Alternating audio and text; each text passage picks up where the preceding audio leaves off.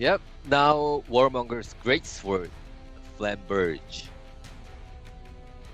In German, there was a specific word. Do you know? I could do a What? quick Google research if you would like me to. I think it's called the Zweihan. Oh, I can't pronounce it, but I know what you're talking Zweihan- about. Hang on, let me get this for you guys as you guys take a look. Hang on. I think that they both have a similar. Yeah, go ahead. Flammenschwert? What? No, it's like Zwei Handler. Zwei As ZWEI. Yeah. What? Google has failed me? Is that what you're telling me right now? Okay, all right. Well, getting back to the Warmonger's blade. So this one's Warmonger's blade introduces a bit slow transition of color, not the color, culture evolutions.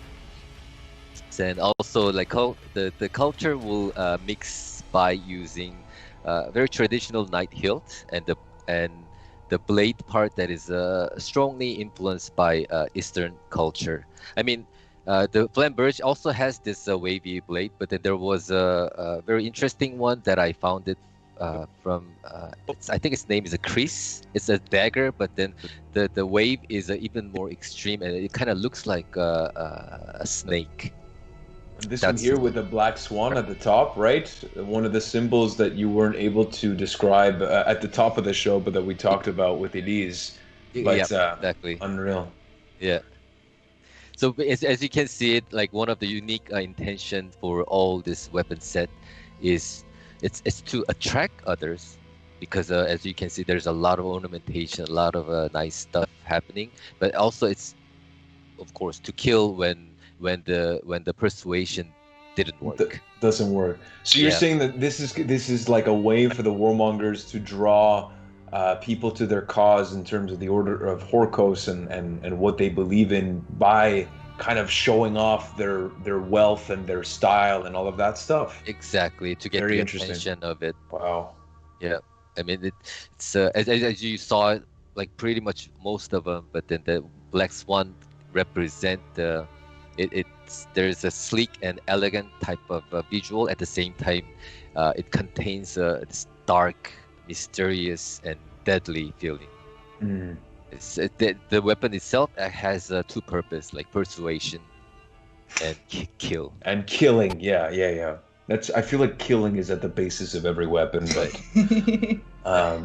this one's absolutely phenomenal. I'm personally a big fan of this type of stuff that's like, very unique in terms of the design. Yeah. Different colors that make it seem so shiny and pretty. I really like this one.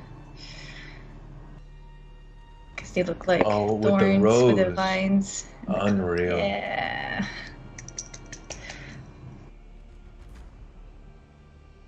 JK, this one's my favorite. Oh wait, this one's my favorite. As you can see, there will be a lot of it's kind of there's ambiguity between good and evil with these weapons, and people can easily get tricked by the visual, and you don't really kind of read what's behind it.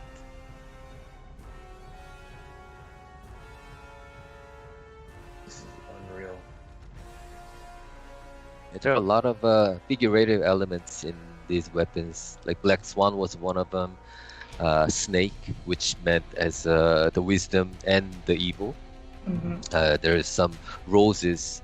Rose meant as a beauty and the trap. There's a thorn at the bottom. So it was a pretty fun one. And again, the Chengdu team did an amazing job. Yeah, kudos to them. Really, really beautiful. And this is a look at the full collection for the Warmongers again.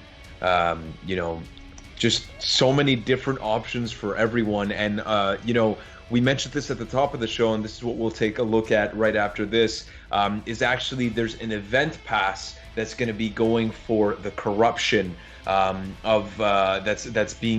that's coming in with the Warmongers, basically.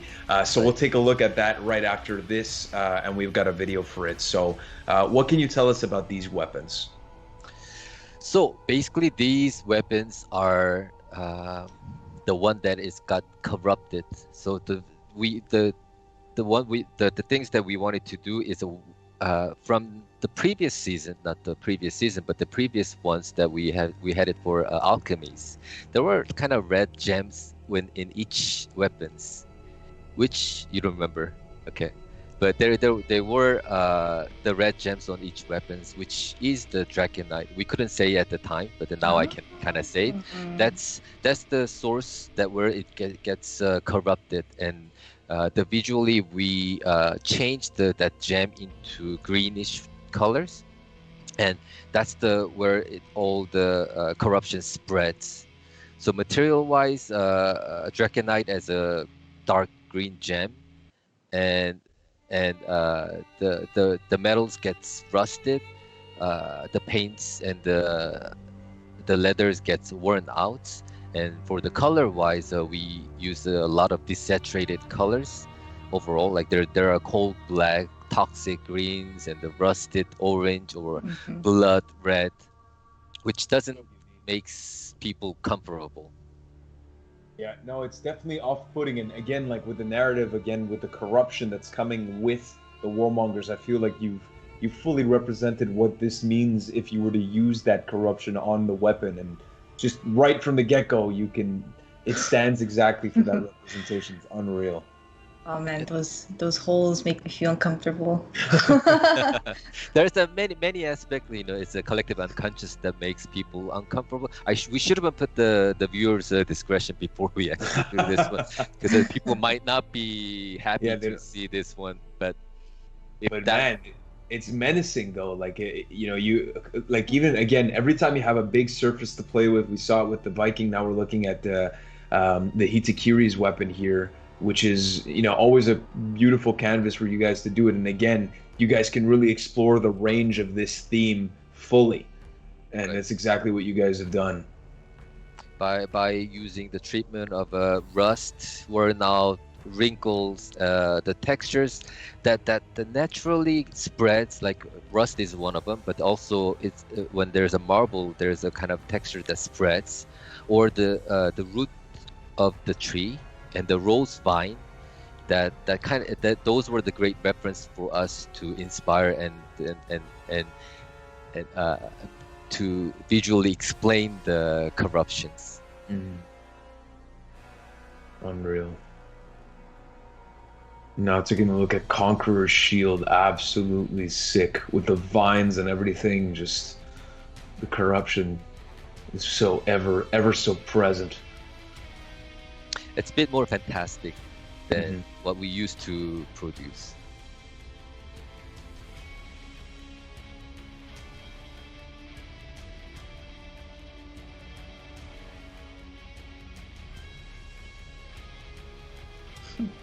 Snake. Nope rope. Yeah, nope rope. And this is another weapon for Warmonger. Nice.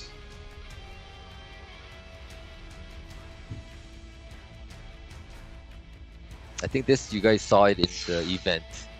Black Friar. We left a little hint here and there. Unreal.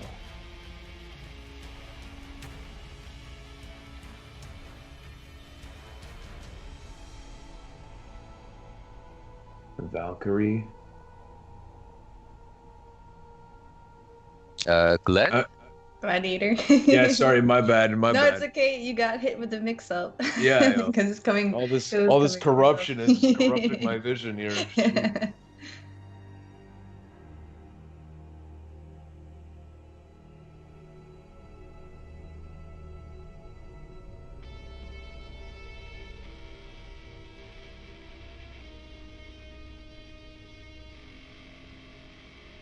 And we're finishing with Peacekeeper.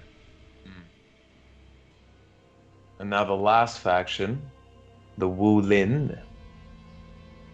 Starting off with the Tiandi.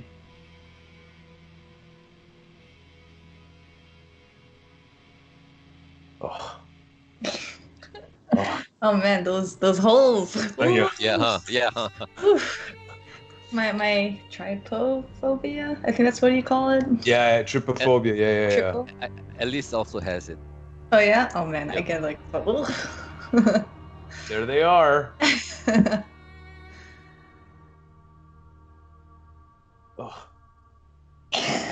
Clarissa's not even looking at the camera. Man. I saw it. I was like, oh, that's great. No, but it's really good because like you know, I mean, it's very subtle. It's not like you're trying to impose that, but it goes along with the theme of, you know, discomfort because it's corruption and icky and it's like so. But it represents this like historic moment in the For Honor kind of chapter here with the what's going on like live. This is the collection, and this is a perfect way to kind of end this segment in the sense that, you know, this is the collection, part of the event pass. There's no game mode that's related to this event pass. It's just to celebrate the launch of the hero starting August 6th, and this is when the event pass will be available. So as you guys play and progress, you'll have basically access to all of these things as you would from the battle pass track. Yep. So that's for 3 weeks. So you want to play as much as you can to get as far as you can in this event track. But I think that about does it for the video.